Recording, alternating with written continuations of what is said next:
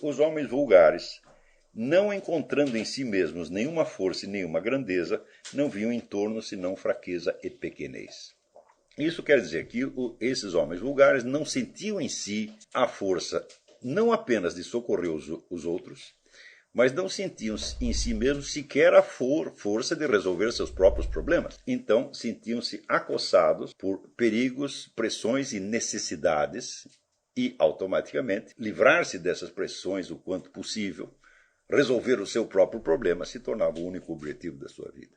Ou seja, enquanto os heróis viviam numa espécie de efusão da sua força criadora que se espalhava para os outros, os homens do vulgo viviam uma vida negativa e uma vida centrada na autodefesa, no instinto de autoproteção acima de tudo. Ora, ninguém busca autoproteção se não está com medo. Então nós vemos que aqui o fator decisivo não é a agressividade e também não é a maldade, mas é o medo. Então a diferença entre a bondade e a maldade é, segundo Raveisson, a mesma diferença que existe entre a força e a fraqueza. Vocês viram que, se vocês olharem em torno e examinarem as pessoas do seu círculo social, você vai ver que um grande número delas vive realmente no sentido em que Raveisson chama homens do vulgo. Os chama homens do vulgo porque estão o tempo todo buscando alguma forma de proteção. E buscam proteção porque estão com medo. Uma proteção, por exemplo, é um emprego. Ao tornar-se um empregado, você se encaixa numa estrutura que o transcende, tá certo? E você acredita que a sua vida, desde que você obedeça, desde que você siga as regras, você estará protegido. Você terá um salário no fim do mês, você terá uma aposentadoria, você terá assistência médica, etc, etc, etc. É evidente que as pessoas que vivem para a autoproteção não estão menos sujeitas a perigos e dificuldades do que os outros. Ao contrário, quanto mais proteção você busca, mais você se sente amedrontado, e isto vai cada vez fechando você mais e mais, tá certo? Numa ilusão de autopiedade. E isto vai tornar você mal, no fim das contas.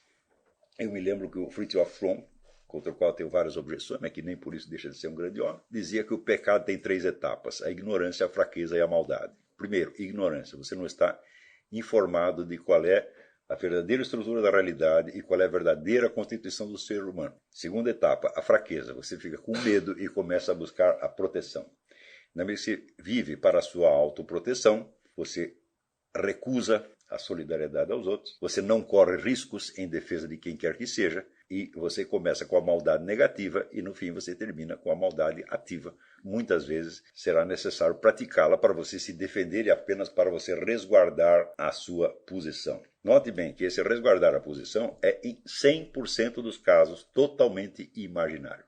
Quando você começa a viver a vida negativa, começa a viver para trás e com a autoproteção, você já está perdendo e você perderá necessariamente. Mesmo porque um dos mecanismos essenciais dessa vida baseada na autodefesa é o próprio medo de enxergar o perigo. Porque se você está acostumado a uma autodefesa física, daqui a pouco você se acostuma também com a autodefesa psíquica. Você não quer que o seu corpo seja ferido, prejudicado, danificado, etc, etc. Mas você também não quer que o seu equilíbrio psíquico seja danificado.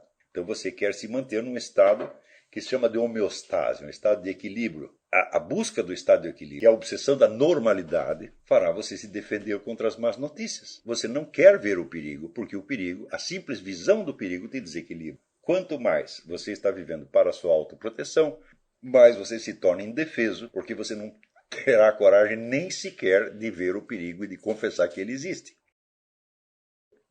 O homem foi criado tal como ele é hoje, tá certo? E não houve modificação essencial da sua natureza ao longo dos tempos.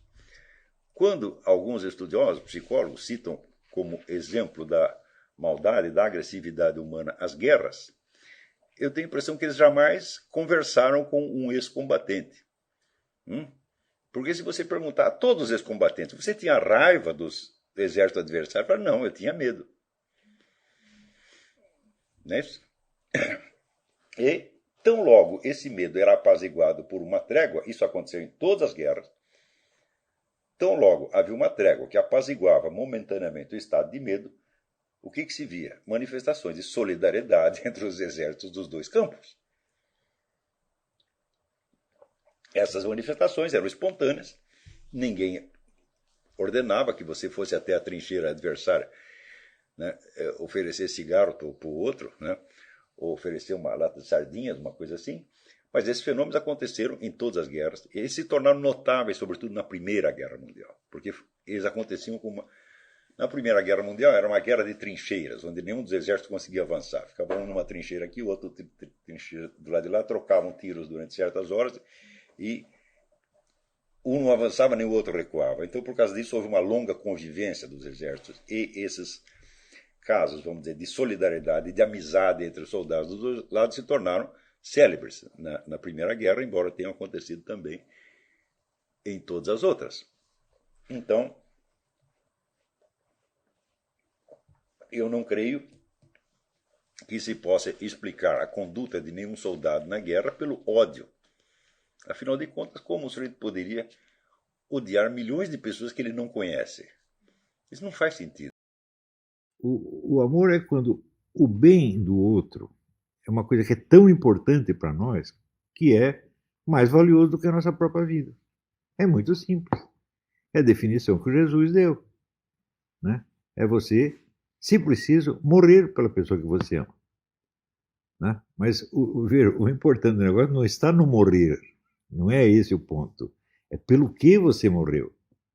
Você tá entendendo? Então, a ideia, Santo Tomás de Aquino diz, o amor é o desejo de eternidade do ser amado. Quer dizer, você quer que aquela pessoa dure para sempre, que ela não seja extinta. Você está entendendo? Então, para conservar ela eternamente, você até morre. Você perde esta vida para que a outra ganhe a vida eterna. Então, o Santo Tomás de Aquino matou a charada. O amor é o desejo de imortalidade do ser amado. Você não suporta a ideia de que aquela pessoa vai morrer e vai sumir. Ela pode morrer nesta vida, mas você precisa ter, vamos dizer, a esperança, a certeza de que ela vai perdurar para sempre. Esse que é o negócio. No fundo é muito simples, né? Mas se você tirar o elemento de imortalidade, você não entende mais porra nenhuma. Ou não temos essa esperança, perdemos essa esperança. Hoje em dia é quase impossível você pensar em imortalidade, porque as pessoas acreditam que elas são imortais na vida terrestre.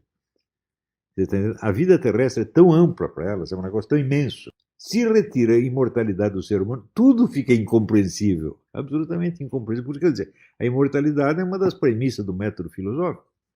Então é só lembrar disso sempre. Né? Quando você olhar para a pessoa que você ama, lembra, ela vai morrer.